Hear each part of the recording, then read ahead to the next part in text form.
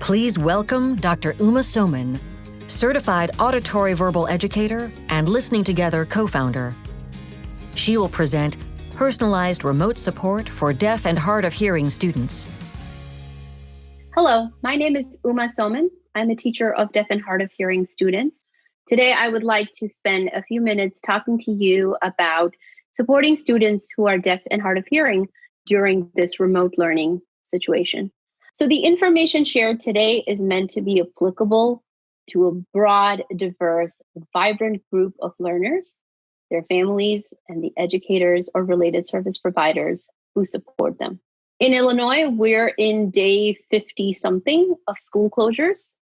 To me, what that has meant is I often see school-age children after school for individual academic support, tutoring for some of them. Children not being at school has really created some challenges in how children are engaging in learning and accessing information. The three big areas of challenges that I have seen are limited access to curriculum and instruction. And this could be simply not having access to the modality that the information is presented in, or the content not being matched to what the child is learning. Sometimes it's just technology limitations that prevent full access to curriculum and instruction are a real challenge at this time.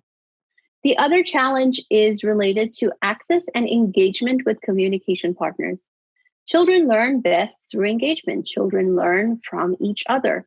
And when children are having to learn in isolation by themselves with very limited socialization or group time, it is impacting the kinds of language models they have. Sometimes it's just the technology setup that doesn't allow them to participate. And sometimes it's the structure of the remote learning plan where children don't have the to socialize or hear from each other, and so on. The third area of challenge is minimal or limited access to individualized, specialized instruction. While individual team members might be providing some support, but definitely not all the minutes that have been written into a child's IEP. And if we think about it as just a negative impact, next year seems pretty bleak, and even right now seems pretty bleak. So my philosophy is, when life gives you lemons, you can make lemonade, sure. But you can also make lemon squares and upside down lemon cake and Greek lemon soup and lemony orzo, to each his own. Individualized instruction at its best.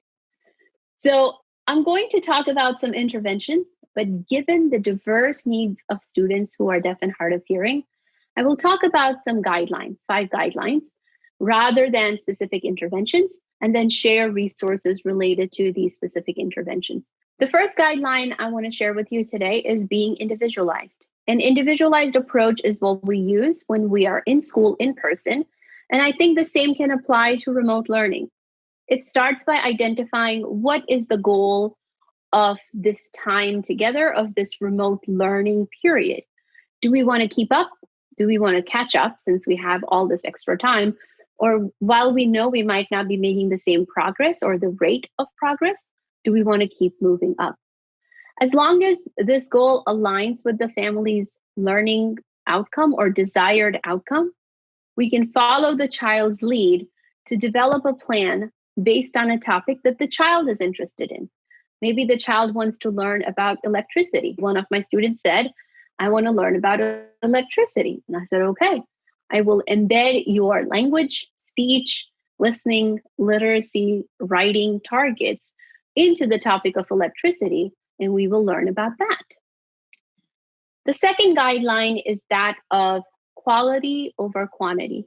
You don't have to be with the child all day long, but if you and the child and any caregiver who is working with the child can engage in some anchor activities, the child can then follow them up with independent activities by themselves or with their siblings, or some combination of it not being super parent driven, but rather more independent.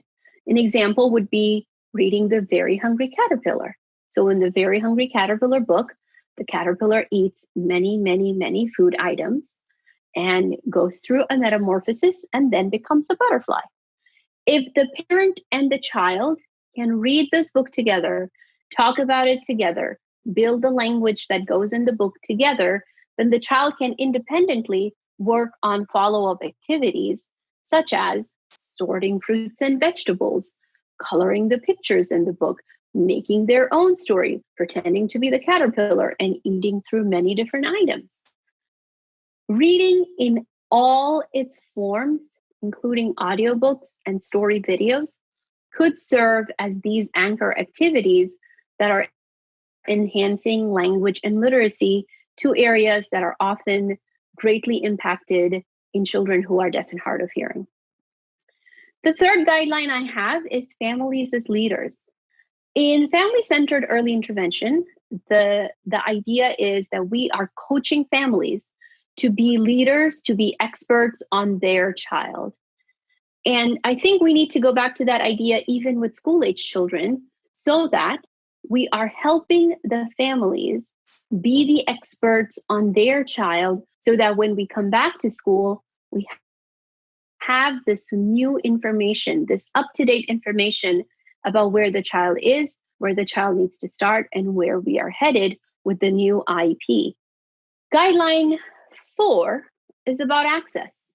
Access to communication modality, that is the child's preferred modality, is key. And it is difficult to have all of this just fall in place day one, but that's where parents, professionals could be advocating for appropriate access.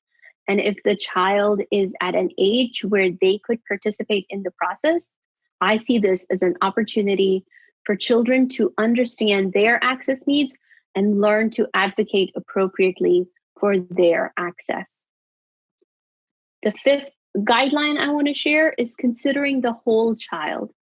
While language and literacy is often communication, is often what we focus on with children who are deaf and hard of hearing, the factors of listening fatigue from constant listening online or visual fatigue from constantly paying attention to what's happening, whether it's reading a person's lips or watching a person sign. Listening fatigue and visual fatigue are real things, are real phenomena that impact the health, well-being, and even mental health of children who are deaf and hard of hearing. So addressing mental health issues and not letting children, quote unquote, fall apart is key. Expression through art, craft, something that is not taxing the child to use language, to use communication, to listen, to speak, to sign, to cue, might be a way to address some of these concerns along with rest and downtime. And for all the parents, professionals, and the audience, I have to say, this starts with self-care. If you can take care of yourself, your children are going to respond to that and help you take care of them. I would like to share some resources with you that will help you and guide you in implementing some of the suggestions I have shared today. So the first resource I want to highlight is the Alexander Graham Bell Association website. It has a special section for learning at home, and it has multiple educational activities, links to these activities, as well as a detailed explanation of communication access and options and apps for that. A similar setup is available on the National Association of the Deaf website. As the third resource here is the Hands and Voices Parent Organization website, which is an organization of parents across communication modalities who are in various stages of life. The fourth resource I want to highlight is See Here Communication Matters, which is a website and blog maintained by Tina Childress. Tina is an educational audiologist. She is a bilateral implant user herself and fluent in ASL. These are resources that will help you feel like you are not alone. This is a lot to take in. There are people ready and willing to help. I want to end on a poem. This is a poem written by one of my students, Isaac. He is a high schooler who uses bilateral cochlear implants. And in honor of National Poetry Month last month, he wrote this poem. The title is If It Weren't for the Pandemic. If it weren't for the pandemic, I would not have gotten good at drawing. I would not have started a YouTube channel. I would not have learned Japanese.